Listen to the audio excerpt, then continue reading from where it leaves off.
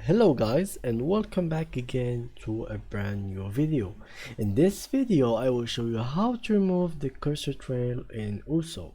For example, as you can see, this is the cursor that I have in Uso, and after I move it a little bit around, you will see this shadow following me, and inside the game you can't really decide which one is actually your mouse. Where's your mouse, behind you, or it is this white circle or this yellow circles that are following you, and you will get distracted and you will lose.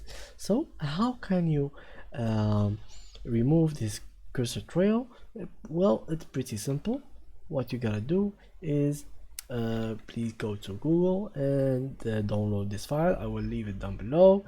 Of course you can download it from this website, or else you can just go to Photoshop or any other browser that or any other program that you have, and just create a square and with just a file without a background, without anything in it, and save it as a PNG file. After downloading it, you click in here, download, and then go here also, and then click on open file location, and this will shows up for you. Then click on open file location again, and then go click on skins. So for example, let's say that you have multiple options in here. We will find like all the skins that you have in also.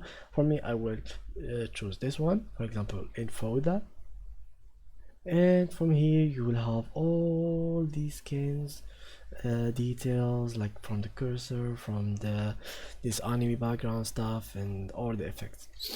So for us, we need the skin trail, so we will look for it, and here it is. Now what you gotta do is delete this skin trail, this cursor trail, and then grab your PNG picture that has nothing in it, and after uploading it in here, you close the game and you reopen it, and after that you will have your cursor trail removed. So that was the video, and thanks for watching.